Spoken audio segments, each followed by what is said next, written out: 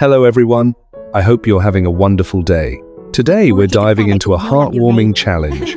Can Jack and Tu Tien really wrap and boil 1,000 Banh Chung overnight and deliver them to the village kids by Sunday morning?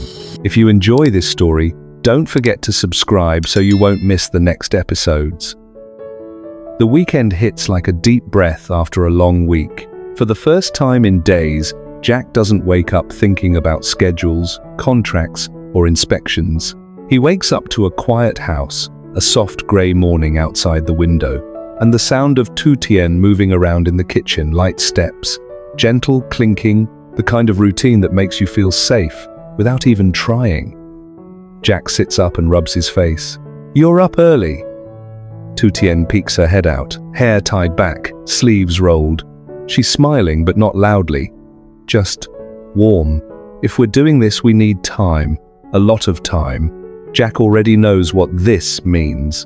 They've talked about it all week. Not in a dramatic, big announcement kind of way. More like little reminders whispered between tasks.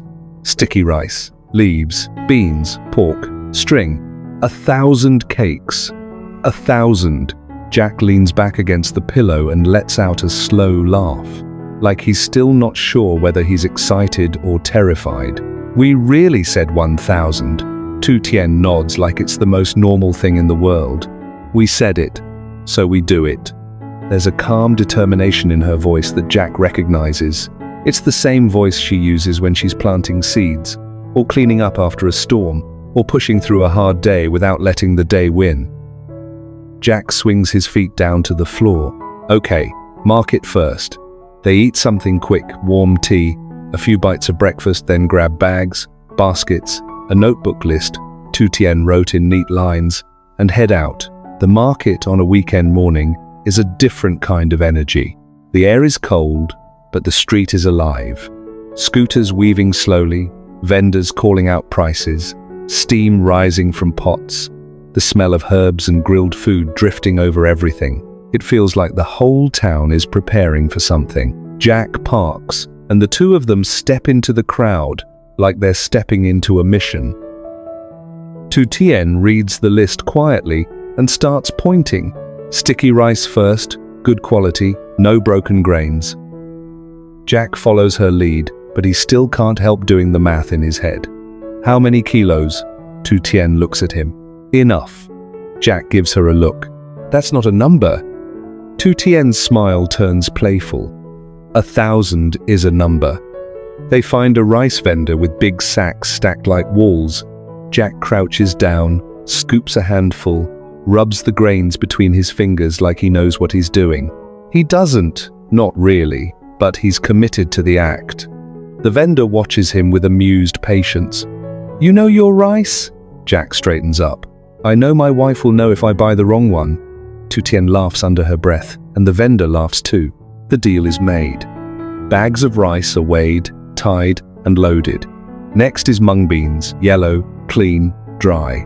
Then pork, fresh cuts with a good balance, because dry meat would ruin everything after all that work. Then seasoning, salt, pepper, shallots. Then string, not too thin, not too weak. And then the leaves. The leaves are the heart of it. Without the right leaves, the cakes won't look right, won't smell right, won't taste like Tet. They stop at a stall with stacks of banana leaves and dong leaves, already cleaned and bundled. Tu Tien runs her hand gently over them, checking for tears, checking the size, checking the color. Jack watches her, like he's watching someone handle something precious. "You're serious?" he says softly. Tu Tien doesn't look up. "If we're giving these to children, they should be beautiful." Jack nods. "You're right." They buy more than Jack expects, then more. By the time they're done, the shopping feels less like shopping and more like preparing for a small army. They haul everything back to the car, stack bags carefully, and when Jack closes the trunk, it takes effort. It's full, not just of ingredients, but of intention. On the drive home, Tu Tien looks out the window and speaks quietly, like she's talking to herself as much as to him. "When I was little, a cake like this was everything. Not because it's expensive, Because it means someone thought about you. Jack glances at her. That's why you want to do it. Tu Tien nods. That's why we do it. Back home, their yard becomes a workspace almost instantly. Jack sets up tables. Tu Tien fills big basins with water. They start washing leaves one by one, laying them flat, wiping them clean, stacking them in neat piles. Their hands get cold, but the work warms them in a different way.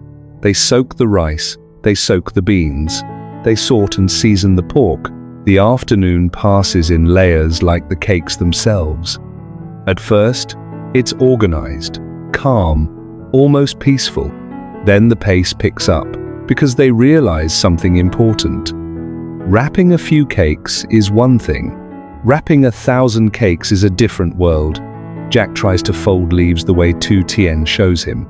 The first one comes out crooked. The second one looks like it has a limp. The third one collapses in his hands.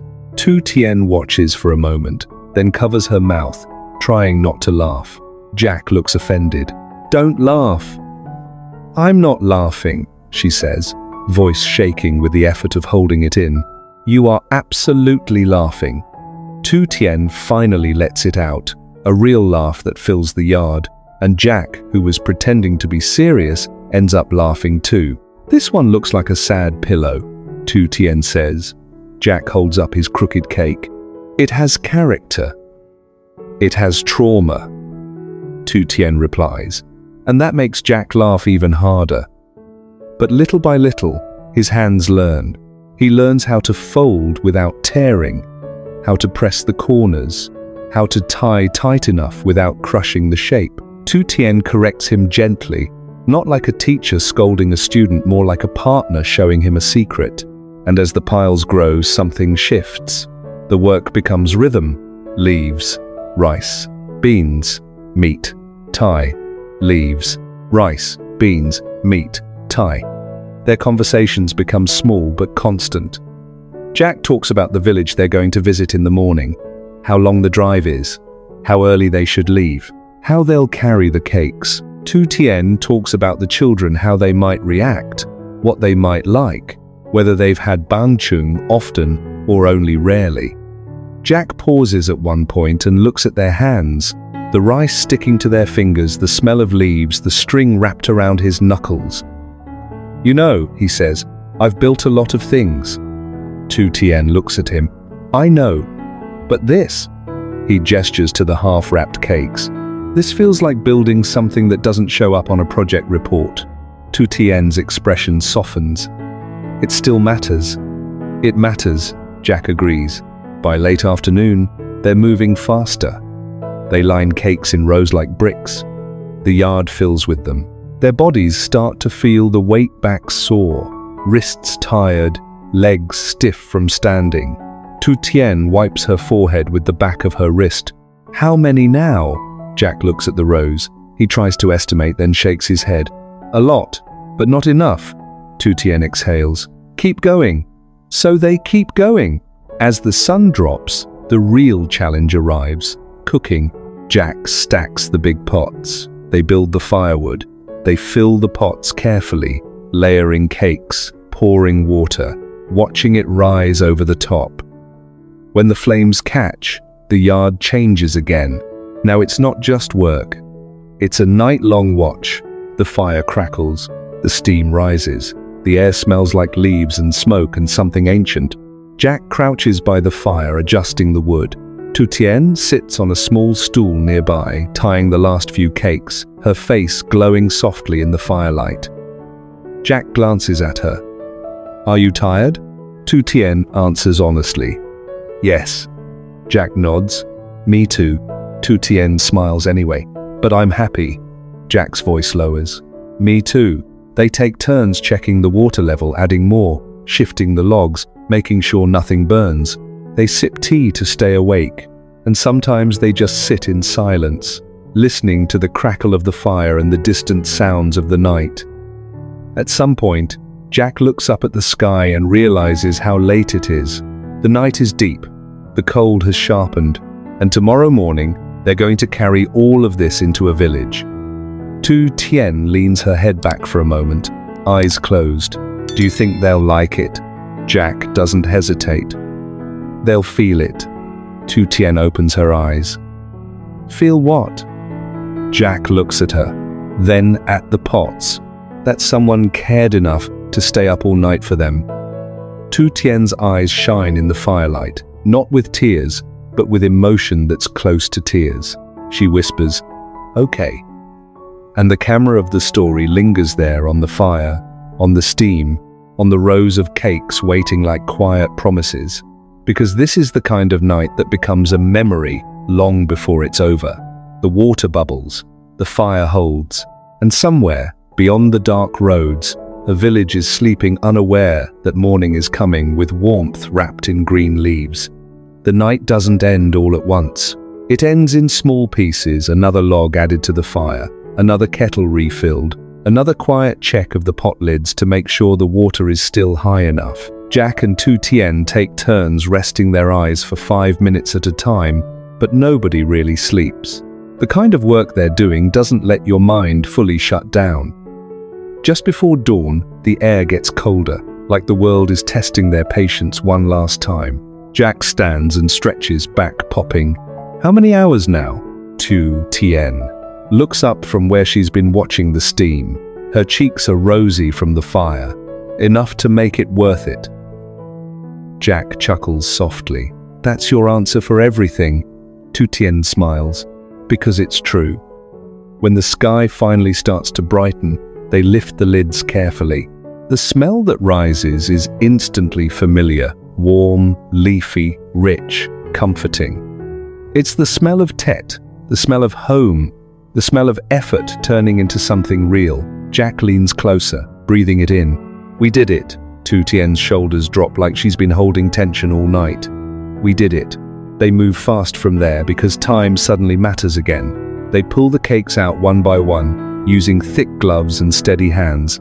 They stack them on clean trays, let them drain, and press them lightly so they set into the perfect shape. The yard turns into a quiet factory steam, soft thuds, footsteps, whispered counting. Jack wipes his hands and looks at the rows. They're beautiful.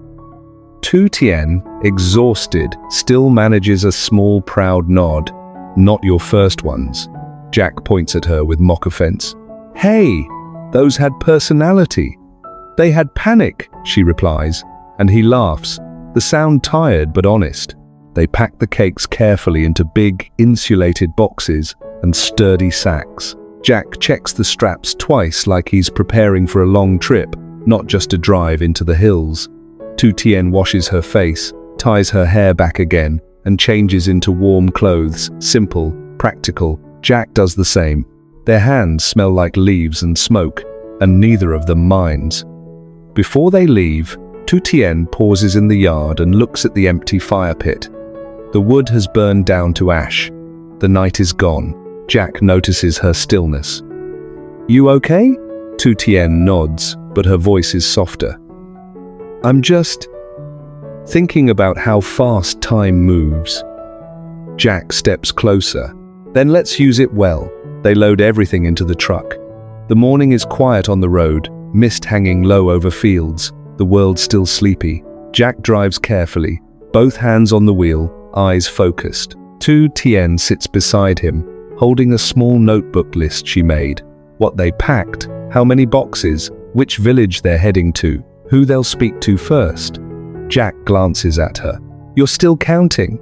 Tu Tien smiles without looking up. If we promised 1,000, I want to be sure we're close. Jack shakes his head, amused and proud at the same time. You're the strongest person I know.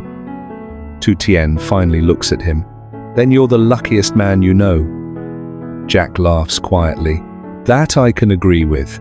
As they climb higher, the air changes. Colder, cleaner. The road narrows, hills and trees close in around them. Here and there, they pass small houses with thin smoke rising from cooking fires, and Jack slows down whenever the road bends sharply. Tu Tien's eyes watch everything: trees, rooftops, tiny paths leading into the forest. It's like she's taking the scenery into her heart. The calmness of the mountain morning does something to her face. She looks lighter, even with the exhaustion. After a while, Jack points ahead. There. The village appears gradually clusters of small homes, children's voices already floating in the air, a few adults moving around, carrying water, sweeping yards, tending to animals. It's early, but life is awake. Jack parks where the road widens. He turns off the engine and sits for a second, as if letting the moment settle. Tu Tien exhales slowly. Okay. Jack nods. Okay. They step out, and the cold bites immediately. Jack pulls on his gloves and reaches into the back to lift the first box. Tu Tien grabs the other side, and together they carry it toward the center area where a few village adults are gathered. One older man walks forward cautiously, then recognizes what's happening. His face opens with surprise. You brought gifts? Jack keeps his voice friendly and respectful. We brought Banh Chung. We made them ourselves. The man blinks, then turns and calls to others. More people come out, curious. Some children appear behind their legs, peeking, giggling, half shy and half excited. Tu Tien lowers her box carefully and opens the lid. The green cakes sit neatly inside, still firm, still warm from the insulation, smelling like comfort. A woman covers her mouth, eyes bright. So many. Jack looks at Tu Tien. She nods slightly, and Jack turns back to the group. We wanted the kids to have a good Tet. The moment is simple, but heavy in meaning. The adults nod, murmuring thanks. The kids don't fully understand the weight of it, but they can feel the kindness in the air. Tu Tien kneels to be at their level. Her voice turns gentle. Come closer, it's okay. A little boy steps forward first, brave enough to lead.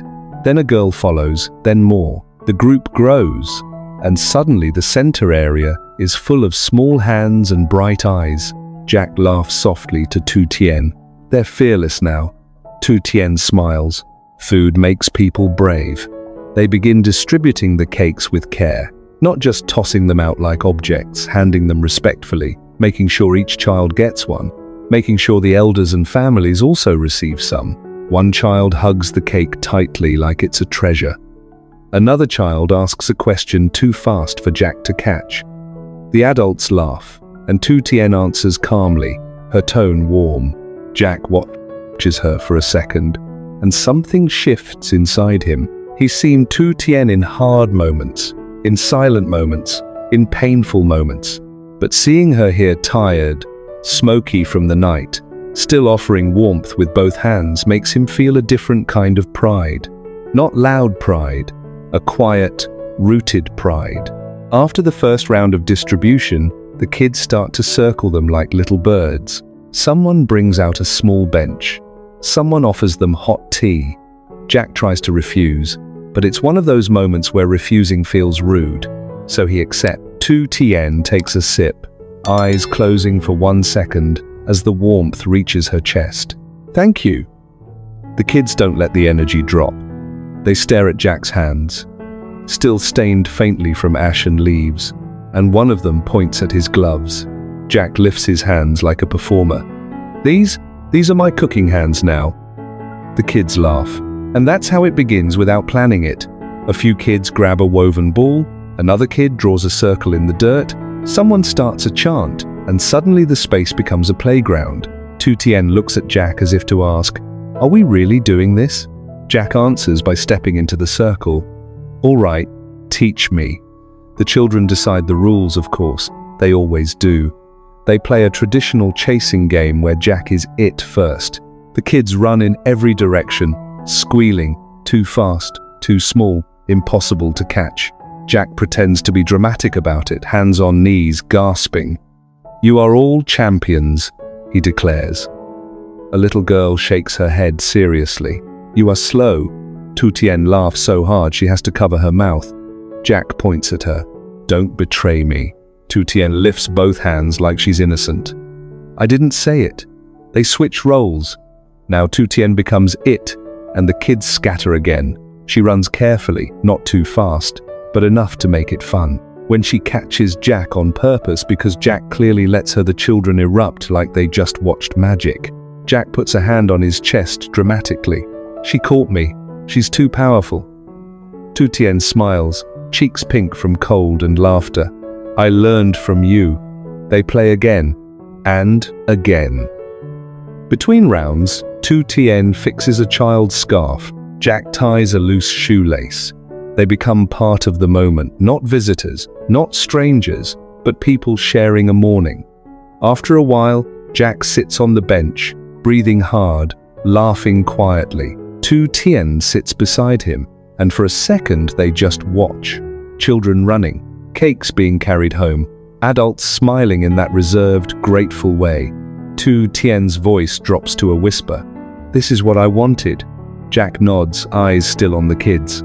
Me too. Tu Tien leans her shoulder lightly against his. Promise we'll do it again next year. Jack doesn't hesitate. Promise. They finish distributing the last boxes, making sure nothing is forgotten. People keep thanking them, but Jack keeps waving it off gently, like he doesn't want the focus to sit too heavy on them. When it's time to leave, the kids follow them to the car. One little boy reaches up and touches the edge of Jack's jacket, like he's saying goodbye without words.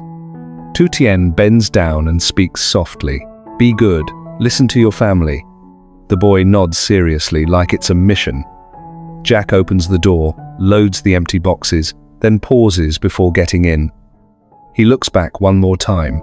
The village is still there, quiet, simple, real. And today, it feels warmer than the cold morning should allow. On the drive home, Tu Tien sits with her hands folded in her lap, eyes on the road ahead, a small smile that doesn't leave her face. Jack glances at her. Worth it? Tu Tien turns to him, voice calm and full. Every hour. Jack nods, and the truck rolls forward through the mountain mist, carrying them back home tired, proud, and somehow lighter than when they arrived. Jack and Tu Tien decide to welcome Tet by doing something bigger than themselves. On Saturday, they head to the market at sunrise, buying sticky rice, mung beans, pork, banana leaves, and endless bundles of string. Back home, they wash, soak, season, and fold leaf after leaf, turning their yard into a tiny factory powered by laughter and tired hands. By nightfall, huge pots begin to boil, and they take turns feeding the fire, dozing in short bursts, checking the water level, and keeping count. 1,000 cakes is no joke. At dawn, they unwrap a test cake, taste the warm, fragrant rice, and finally smile. Sunday morning, they load the Banh Chung and travel into a remote village, handing each child a cake with quiet respect. The children's shy smiles become the reward that makes every sleepless hour worth it.